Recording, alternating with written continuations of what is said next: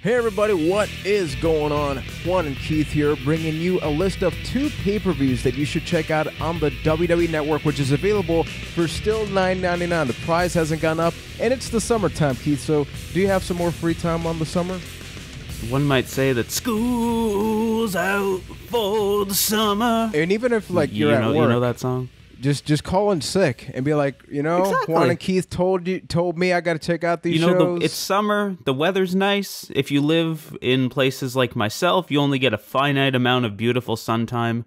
But who needs all that when there's things to watch on the WWE Network? There's much, much better fights to fight here. Indeed, man. So right off the bat, I know you got a recommendation. We're going to go back to 1996. Is this right? Yes, we are.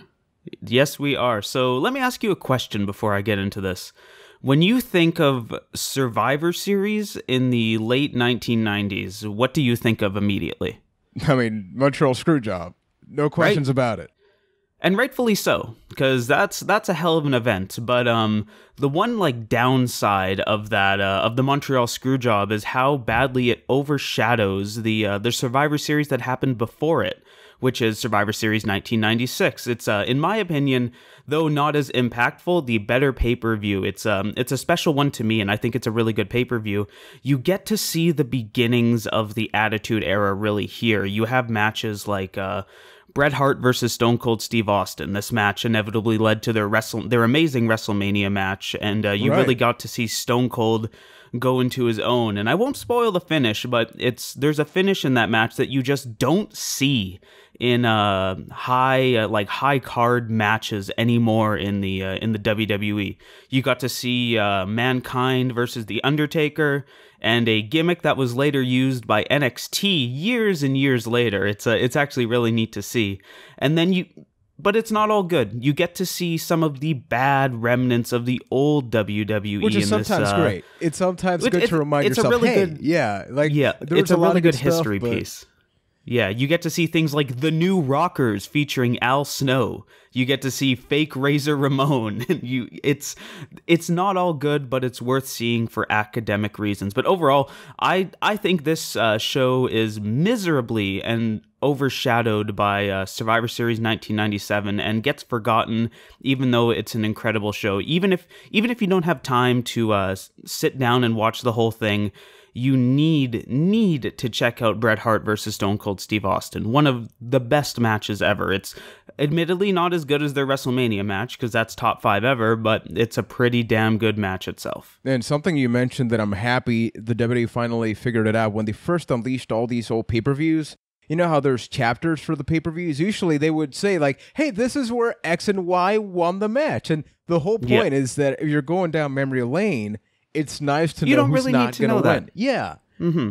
So I'm not sure they fixed it for a lot of the shows, but I do recall, like, for recent shows, now it just says, here's the finish for the match, which even then, is kind of a spoiler, because it's like, you know it's going to happen in about 30 seconds, but I'll be honest, I really don't remember anything about the show. I've historically stated it on the podcast, this was my WCW era. So, like, my content and consumption for WWF, is it a very small amount. So I'm going to have to check it out. I mean, you got Mark Merrow in there, right? So if you got Mark Merrow in there... You have the Wild Man. And, I guess I should mention also, this is the thing that this is most famous for is the debut of Rocky Maivia as well.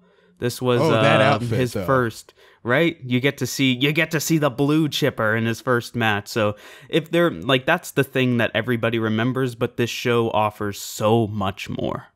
It really does. And now we're going to switch from Survivor Series to a show that I'm not going to say offered a lot more, but you got to give WWE credit. Pay-per-views usually happen when, Keith? When do they usually happen? It's usually a Sunday. The Sunday you get home, you're getting ready for the next week, but you can sit down and watch some good old-fashioned wrestling. What about a pay-per-view on a Tuesday? If somebody told you, you know what, it's during the week... A Tuesday? That sounds taboo. What? Why would you do that? Taboo Tuesday is the one that we're going to be talking about, folks. Thank you, Keith, for that magical transition. Right? First of all, if you look at the poster, that right there tells you exactly at what point in history we were where like the internet was this cool thing. Like, my God, we got the internet. It was the cyberwebs. I remember that show was all like all the themes were like the like AOL login, crazy interwebs style music. So what was so memorable about the show was not just the fact that it was a pay-per-view. You know, I think it's easy to overstate this when you had to pay money for a show that happened on a Tuesday. So first of all, the build-up on a Raw, like the night before, was super random because it wasn't like at this Sunday. It was like, no, tomorrow we're going to be doing this match. And they gave people the opportunity to actually vote. And, you know, the internet was like, right, we're going to get to vote for what we want to see.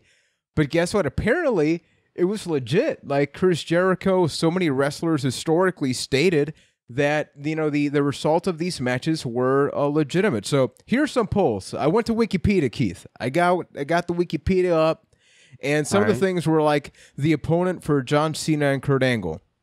And this is where you go, like, technically people voted, but it's the difference between a no holds barred and a no disqualification match. So yeah, it was the things that you saw later in like the like 2010, 2011 when it's like, oh, do you want to vote on a street fight, a no holds barred match, or a chair match? So the choices for who would battle John Cena or Kurt Angle were as follows. The Big Show. And keep in mind, this was like bottom of the barrel Big Show. Like, he was very overweight. He was very slow at this point. Kane. He was a Big Show. Who would you say was at a very low point in his career? He was very overweight and he was very slow. And then Shawn Michaels. Who would you vote for, Keith? I'm curious. Who would you vote for? You know, considering if I have my timeline correctly, this was right after Kurt Angle versus Shawn Michaels at WrestleMania, that astounding match, and maybe throwing John Cena in there could lead to something better, but it might not. So I'd probably vote for the Big Show. Here's another one that I'm taking a look at. I'm going to bring up two more. The first one up here is the stipulation for Batista versus Jonathan Coachman. That happened. Never forget, you know, we talked about this on the podcast, you know, with Corey Graves possibly becoming a personality. Jonathan Coachman, he was not just part of the announcing team, he was part of the Eric Bischoff team, right? So he's full-fledged heel. I love the Coach. Like, his theme song, man. I could do an hour-long podcast on just how great that was. It's so good. It's one of the most underrated themes of all time. So the options were as follows. You could have Batista and Coach in a verbal debate, because of course you think about Batista, think about verbal debates. And basketballs don't hold grudges. They don't, and neither does Batista. You got an arm wrestling match or a street fight. Yeah, because verbal debate, of course, has to be. And then, like, this is why it's important to go back into the show, because we talk about the Divas Revolution, the women's movement throughout the history of professional wrestling. So one of the options was an outfit for the Fulfill Your Fantasy Diva Battle Royal. Those used to happen. I remember, times have changed, haven't they? Yeah, this was like around the point where there was the Diva Surge for like Carmella. Remember Carmella? I think was her name. Carmella de Caesar, something like that. And they just played like this over-sexual thing, but none of them could really wrestle. So the options were a cheerleader's outfit, which I don't think you could pull that off, Keith. A leather and lace outfit. Or a lingerie outfit. Real talk, because I'm not going to tell you. Which one do you think actually won? Cheerleader, leather, lace, or lingerie? I'm going to guess lingerie. You're right. It's the low-hanging fruit there. Yes. This isn't like, this isn't Play That or this isn't a game show, but if it were, Keith, you may have actually won. Yay. Maybe one day. Maybe one day I'll win one of those. You know, I think that this was actually the prelude. You know, think back, like the fact the network launched now a couple of years ago, but even back in the day, 2004, 2005, later on it became Cyber Sunday and then ultimately got scrapped altogether. But we even saw part of this like on Raw, like the Raw GM, like they poke fun and, you know, they tried to get as creative as they could with these type of things. So, you know, oddly enough, the two recommendations The first one is more so for things that you tend to overlook, right? Like with your Survivor Series. When you think about this one, it's not that it's necessarily a great show, because honestly, I think like this is very much a questionable era. This is back when people were just so tired of John Cena, and then he still hadn't found himself to the point where, you know, he ultimately won the people over basically 10 years later. But it's such a historical component of how WWE is able to take an element from the outside, bring it in, really get the people together, plus a Tuesday pay-per-view, which is still insane to this day, and for some reason they stopped doing it. I mean, Taboo Tuesday should be remembered just for the fact it was on that Tuesday. People give WWE a lot of crap for never taking risks, and they took their like Sunday business model and tried it on a weekday. Now, might not have worked, but hey, they took a risk, and that's to be commended in itself. Yeah, so gang, if you have any recommendations or observations, like hell, they could technically easily do like a Taboo Tuesday thing now with the network, because you're not spending money on another pay-per-view, so they can do this Taboo Wednesday. Just don't do it, because that's when we recorded the podcast, which is out every single Wednesday. So those are some of our recommendations, but if you have a recommendation about something that's happening on the network that you think the Bike Club, either us or everybody listening, should check out, definitely drop those on the YouTube version of the podcast. If you like this video, definitely give us a thumbs up, a like, subscribe, follow the channel, and stay tuned to all the things we have happening, including the podcast where we talk about Raw, we talk about SmackDown Live. And if you'd like to go one step further, you can support us on Patreon. So patreon.com/ByThat. We have a variety of tiers that you can go check out there right now, including some exclusive perks, and you truly do support us into producing better content that is geared towards what you really care about. You. So until next time, thank you for watching, and we'll definitely be back with a lot more right here on Bite That. On Bite That.